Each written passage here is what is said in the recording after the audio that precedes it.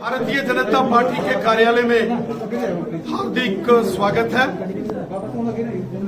साथियों, जैसा कि आप सब जानते हो कि 24 जून को नई दिल्ली में माननीय प्रधानमंत्री नरेंद्र मोदी साहब द्वारा जम्मू कश्मीर के संदर्भ में जो सर्वदलीय बैठक बुलाई गई वो बहुत अच्छे तरीके से संपन्न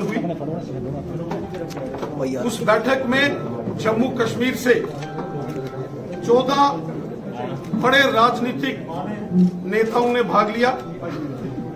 जो एक पॉलिटिकल डेडलॉक बना था उसको समाप्त करने का एक बेहतरीन इनिशिएटिव लिया और इस बैठक में जो नेता आमंत्रित थे वो सभी उस बैठक के अंदर आए। भारतीय जनता पार्टी की ओर से यहां मैं स्वयं इस बैठक में शामिल हुआ। वहीं हमारे पूर्व उप मुख्यमंत्री श्रीमान कविंद्र गुप्ता जी और पूर्व उप मुख्यमंत्री डॉक्टर निर्मल सिंह जी ने भी भाग लिया। साथियों, भारतीय जनता पार्टी ने इस ऑल पार्टी मीटिंग जो जम्मू कश्मीर के उसमें जम्मू कश्मीर के राष्ट्रवादी लोगों के, देशभक्त लोगों के वो सभी विषय उस बैठक में रखे जो 70 वर्षों से जम्मू कश्मीर के अंदर हमारे देशभक्त लोग एक मिशन के रूप में काम कर रहे हैं। उन सभी विषयों की चर्चा हमने उस बैठक के अंदर की।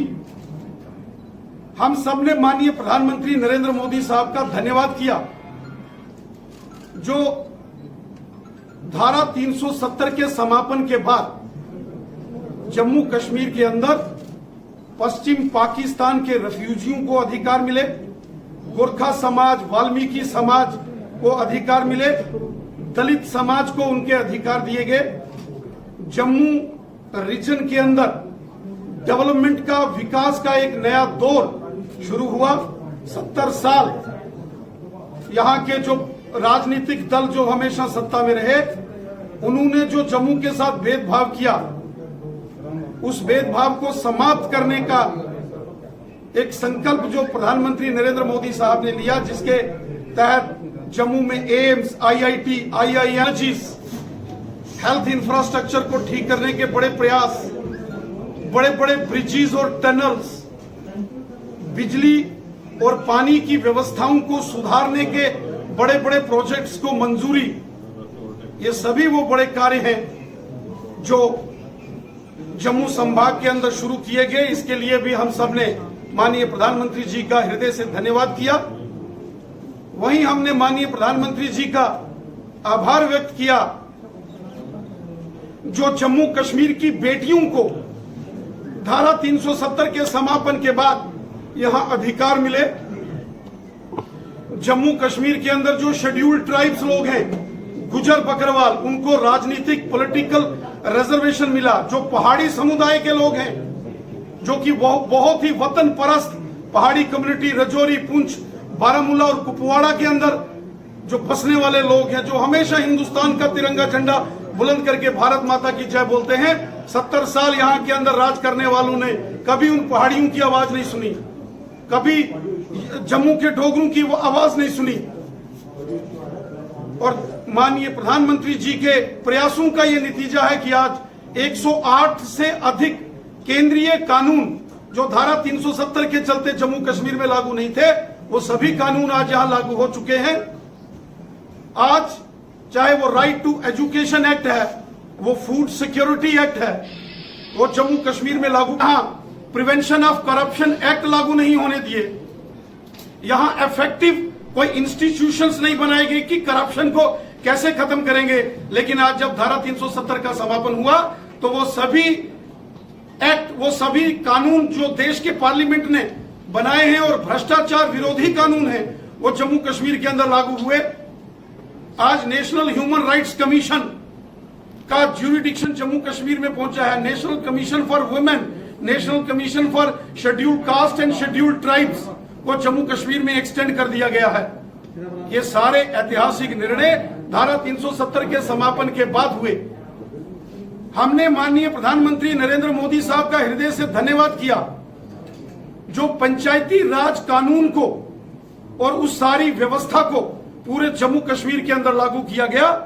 पूरे देश के अंदर पंचायतों को अधिकार थे, ब्लॉक समितियां थी था, लेकिन 70 साल धारा 370 के चलते जम्मू कश्मीर में पंचायती राज सशक्तिकरण नहीं होने दिया। लेकिन आज जब मोदी सरकार आई और धारा 370 को समाप्त कर दिया गया, गांव गांव के अंदर काम करने वाले चुने हुए पंच और सरपंच बहुत अच्छे तरीके से अपने अपने पंचायतों की, गांव की, वार्डों की डेवलपमेंट कर रहे हैं। बहुत अच्छे तरीके से बीडीसी के चेयरमैन, ब्लॉक समितियों के अध्यक्ष अपना कार्य कर रहे हैं और बेहतरीन तरीके से जो district development council DDC members जो जीते हैं, जो जिला परिषदों का गठन पूरे जम्मू कश्मीर के अंदर हुआ है। कैपेक्स बजट इस बार जिला परिषदों के माध्यम से जम्मू कश्मीर के अंदर जिसको अप्रूवल दिया गया है, वो पिछले तमाम कैपेक्स बजट से 4 गुना 5 गुना तक अधिक बढ़ाया गया है। इस सब के लिए हमने माननीय प्रधानमंत्री नरेंद्र मोदी साहब का हृदय से धन्यवाद किया। साथियों, जहां इस बैठक में सभी राजनीतिक दलों के नेताओं ने अपना अपना पक्ष रखा, भारतीय जनता पार्टी ने जम्मू कश्मीर के देशभक्त लोगों की एक मजबूत, सशक्त और बुलंद आवाज बनकर सारे विषय हमने इस सर्वदलीय बैठक के अंदर रखे। स्थापित जो कश्मीरी हिंदू समाज के लोग हैं, कश्मीरी पंडित समुदाय के लोग हैं, कश्मीरी सिख जो कश्मीर घाटी से भगाए गए और कश्मीर घाटी से वो मुस्लिम हमारे भाई बहन जो देशभक्त है और बंदूक की नोक पर उनको वहां से निकाला गया, उनके डिग्निफाइड रिटर्न एंड रिहेबिलिटेशन की बात हमने इस बैठक के अंदर की। हमने माननीय प्रधानमंत्री जी से निवेदन किया कि एक कमेटी का गठन किया जाए, एपेक्स कमेटी हो, एपेक्स बॉडी, जिसमें कश्मीरी पंडित समुदाय और सिख समुदाय के जो कश्मीर से विस्थापित कुछ प्रतिनिधियों को रखा जाए और कश्मीरी हिंदू समाज, कश्मीरी पंडितों की सुरक्षित और साथ सम्मान कश्मीर घाटी वापसी पर चर्चा करके रोड मैप तैयार किया जाए। और वहीं हमने पाकिस्तान के कब्जे वाले जम्मू कश्मीर से जो विस्थापित लोग हैं, जो पीओजेके के रेफ्यूजीज हैं, 1947 के, 1965 के और 1971 के रेफ्यूजीज के सभी विषयों को हमने उस बैठक में रखा। हमने डिलिमिटेशन प्रक्रिया को, जिसको शुरू किया गया है और जो प्रक्रिया चल रही है, उसको तेजी से कंप्लीट करके जम्मू कश्मीर के अंदर डिलिमिटेशन पूरा हो और कानून और न्याय संगत वो डिलिमिटेशन हो, जहां सबको इंसाफ मिले और कानून के हिसाब से हो। क्योंकि इसके पहले जब भी डिलिमिटेशन हुए, सीटों की हदबंदी की गई, उसमें कहीं ना कहीं अगर हम सारे डेटास को और सारे ज्योग्राफिकल परिस्थितियों को देखें तो पुराने सरकारों के दौर में बहुत धांधलियां हुई। और वो जिक्र भी हम जी से निवेदन किया कि डिलिमिटेशन की प्रक्रिया अच्छे से संपन्न हो। डिलिमिटेशन कमीशन को जम्मू कश्मीर के हर वर्ग और व्यक्ति के साथ इंसाफ करना है। और वहीं हमने पाकिस्तान के लोगों के विषय में भी माननीय प्रधानमंत्री जी से निवेदन किया कि पाकिस्तान के कब्जे वाला जम्मू कश्मीर भी भारत का, हिंदुस्तान का हिस्सा है, जिसमें लद्दाख यूनियन टेरिटरी के साथ आने वाला गिलगित और बल्टिस्तान वो क्षेत्र भी है। ये सब भारत भूमि के भाग हैं, ये हिंदुस्तान के हैं, वो हमारी मातृभूमि के हिस्से है, जिसमें गिलगित, बल्टिस्तान, मुजफ्फराबाद, मीरपुर, कोटली, भिंबर, बाग, पलंदरी, देवा, बटाला और नीलम वैली जैसे क्षेत्र हैं। ये सारे भारत के क्षेत्र हैं, लेकिन वर्तमान में पाकिस्तान के नाजायज कब्जे में हैं। वहां के लोग हिंदुस्तान के नागरिक हैं, वो लोग भी इंडियन सिटीजन्स हैं, हमको उनकी भी चिंता करनी है। और जम्मू कश्मीर विधानसभा में जो 24 सीटें जो आरक्षित हैं पीओजेके के लिए, उसके विषय में जो 1947 में 1/3 ऑफ द पॉपुलेशन माइग्रेट करके जम्मू कश्मीर में आई है, इसी के प्रोपोर्शन कुछ सीट्स पीओजेके के रेफ्यूजीज के लिए जो है वो रखी जाए। क्योंकि ये सारा मामला अब डिलिमिटेशन कमीशन के ज्यूरिडिक्शन में है, उनके तत्वाधान में होगा। तो हम ये सभी विषय डिलिमिटेशन कमीशन, जिसके चेयरमैन जस्टिस देसाई हैं, उनके समकक्ष भी रखने वाले हैं। इन सभी विषयों पर भारतीय जनता पार्टी ने अपना पक्ष रखा। जम्मू कश्मीर की जनता के वो सभी महत्वपूर्ण विषय हमने इस सर्वदलीय बैठक के अंदर पूरे जोर शोर के साथ रखे हैं। पूरा रिप्रेजेंटेशन बना के हमने माननीय प्रधानमंत्री जी और माननीय गृह मंत्री जी को सौंपा है। और हमें विश्वास है, और माननीय प्रधानमंत्री जी ने इस सर्वदलीय बैठक को संबोधित करते हुए कहा, और जम्मू कश्मीर की सभी राजनीतिक पार्टियों और सब मिलकर दिलों की दूरियां भी मिटानी होंगी और दिल्ली की दूरियां भी मिटानी होंगी।